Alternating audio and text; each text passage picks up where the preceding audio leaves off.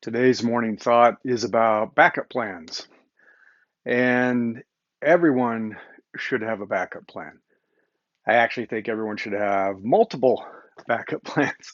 And I'm talking about, I guess it's a professional backup plan, but it's also personal because, the way you make a living provides for you personally. So if you lose your job and you can't work and you're running out of money, that's going to affect you personally. So these backup plans are really to help you figure out what to do if something goes wrong.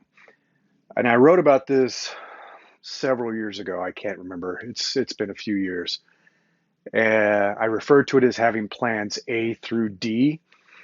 And plan A is essentially that's your primary plan. So this is what you're currently doing with your career. It's your current job. It's everything that you're planning to get ahead in your career, get promoted, make more money, be successful. And if everything's going according to plan, this is your plan A, then that's great. Everything's fine.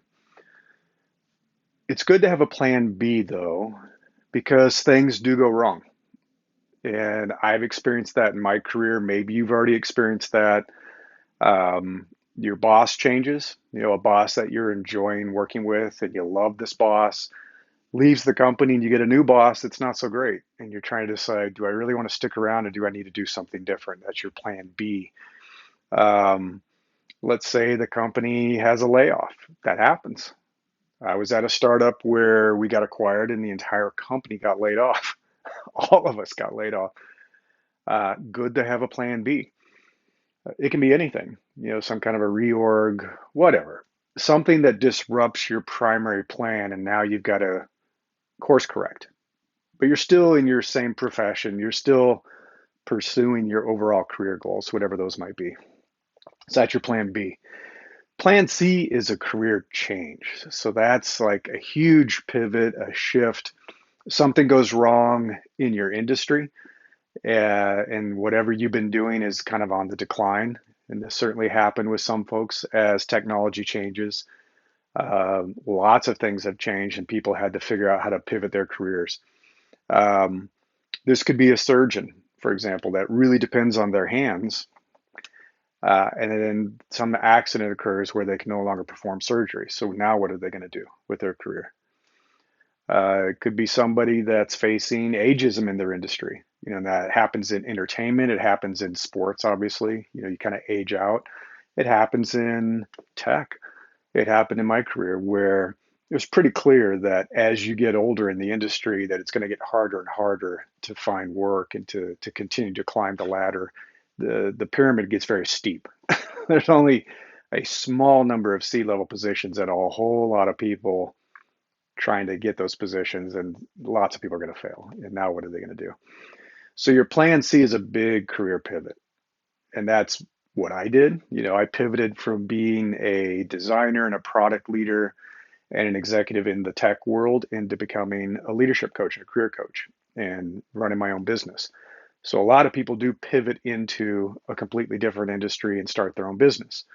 I had a friend who worked in tech for many years. She pivoted, became a food blogger, and now she owns a couple of Michelin star restaurants. So a huge career pivot. This could happen to somebody who's a truck driver. The industry's changing. With artificial intelligence and self-driving trucks, there's the writing's on the wall eventually, especially long haul truckers, stuff that's going between states. It's going to be automated. So there's going to be a whole lot of people out of jobs. What are they going to do next?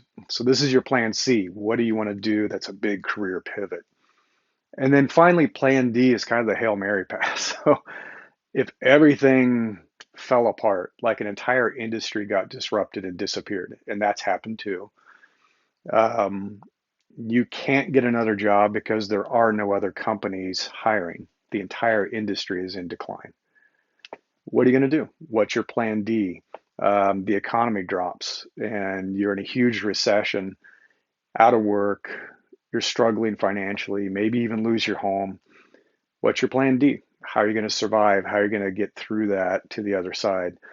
And I have a plan D. It's like I've done all kinds of work in my career. I've done manual labor. I could drop back into that if I had to. If I have to do manual labor to get by and support my family, I'll do it. Um, it's how I paid my way through college. It's the work I've done before. Worst case, I move in with a sibling. So I talk with a sibling and say, hey, can we live with you until I get my feet back underneath me? And I've thought about that and I've had some conversations about that. So that's my plan D. It's kind of like if all else fails, survival mode. I'm going to be okay. We'll get through it to the other side and then we'll replan because you're always planning your next plan A, B, C, D. Um, so what is it for you? And the reason I ask is that I think of it almost like trying to plan what is your escape plan if your home catches on fire. And if you do not think about that until the moment it occurs, you're in big trouble. Because when you're in the middle of something that's very chaotic and disruptive, like you've been laid off or a huge recession has impacted the entire industry, it's hard to think clearly. You're panicking. It's hard to make good decisions. And so that's why you have to think about these plans ahead of time. And you may never have to execute on these plans. And that's okay. Maybe your plan A works out forever. Maybe you keep climbing the ladder and go all the way to the top and you can retire in your industry and everything's great, you know? So you may never need to fall back to your plan B, C, or D. But it's good to spend a little bit of time and think through it so that you know if something happens in the moment, you can quickly say, okay, let's execute plan B or plan C or whatever it might be. We're going to be okay. Let's not panic. Things are going to be okay. I have a plan. So, what are your plans? I'd love to hear about it in the comments. You can also go to newsletter.invinciblecareer.com.